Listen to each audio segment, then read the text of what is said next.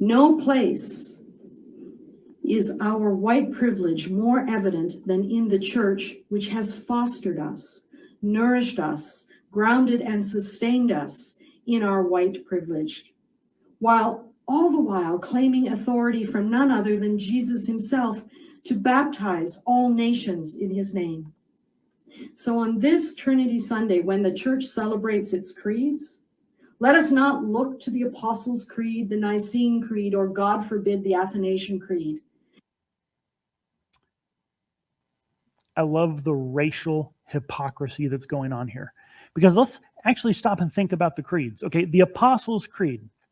We're not sure exactly who wrote it and when, but we know it was very early.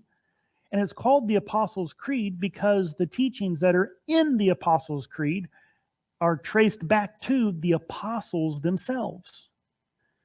Now let me ask you this. What color were the apostles? Were they white folk? They were Middle Eastern Jews. They were people of color. But she wants to throw out their creed. Well, how rude. Right? She mentions the Nicene Creed, which was the product of the Council of Nicaea. Do you know where Nicaea is? It ain't in white people Europe. It's over, I believe it's in Asia Minor, over towards the Middle East. And it was a council of church leaders from all over the empire, which means it was a diverse gathering of people of color, all kinds of different colors, who put together the Nicene Creed. So she wants to throw out that creed, which was written by people of color. Huh. And then she says, ooh, God forbid, the Athanasian Creed. Well, what's so bad about the Athanasian Creed? Athanasius was actually a church leader in Alexandria. Do you know where Alexandria is? Africa. And a lot of Athanasius's ideas, he was a student of Augustine, who was also an African.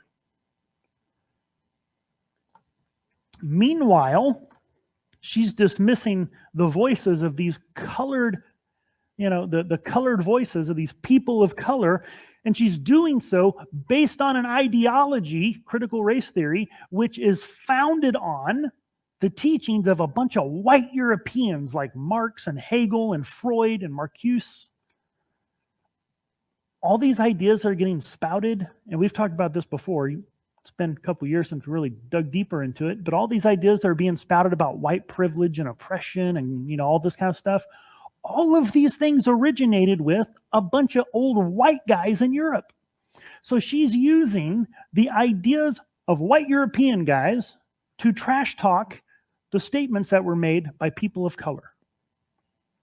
And meanwhile, she's claiming racial, equity or whatever to do it. The hypocrisy there is just astounding. However, I don't want to be too mean on her because she might not know this. But you start with wrong ideas, you're going to end with wrong conclusions. That little church on Liberty Hill, come praise the Lord, let your cup be filled.